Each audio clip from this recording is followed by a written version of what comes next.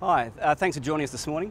The reason I've asked people to come here this morning is that last night at the Broome Council, Council was asked to deliberate on an item relating to the Browse social impact mitigation planning. Council was asked to comment on 8 of 12 plans from Woodside for the management plans, and those plans were contained in a 108-page attachment, and that attachment was requested to be kept in confidence by the Premier's Department, the Department of State Development, under the guise of being commercial in confidence. Now, given that these plans will at some point be made public, one wonders how the commercial in confidence might change between now and then. So someone far more cynical than me might conclude that the Premier's Department, the Department of State Development, has requested those plans be kept as commercial in confidence or in confidence because they understand that the impact they will have on the electorate so close to an election. So one could conclude that there are some very scary things in that social mitigation process. And this is just one more step in an entire parody of a democratic process that has been defined by this push for a development at James Price Point. The people of the Kimberley deserve a better and more thorough and more just democratic process, and that is why today I'm announcing that if elected on March 9, at the earliest possible opportunity, once Parliament has reconvened, I'll be calling for a parliamentary committee inquiry to inquire into the entire process of this development. I mean, it's a very large, lengthy, complex process. What would be sort of the focus of that? Every step of the process has great question marks over it. I mean, democratic processes need to be not only fair, but they need to be seen to be fair. Now, this process has a great big question mark over about whether it is fair.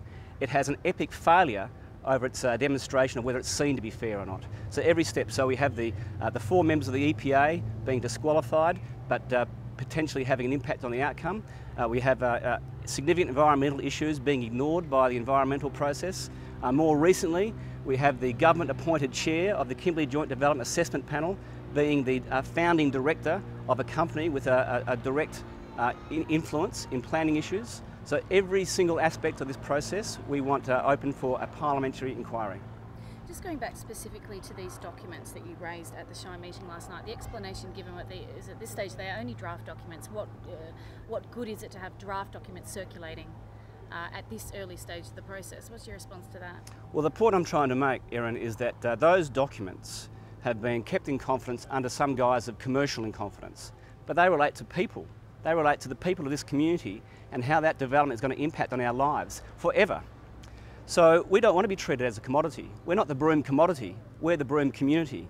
Any plans that impact on our lifestyles, I think, should be seen by us.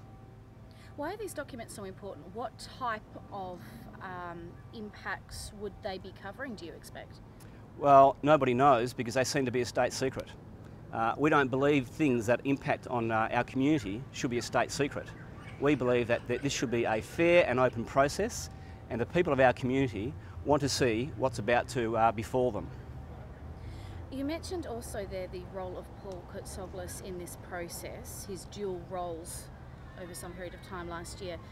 Have you or anyone else that you know of referred the matter, made a complaint to the ACCC? My understanding is that last night at the council meeting there was an item that it would be referred to the public sector standards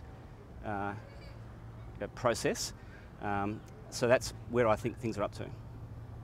Spoken and authorised by Maher, 6 McKenzie Road, Cavalry.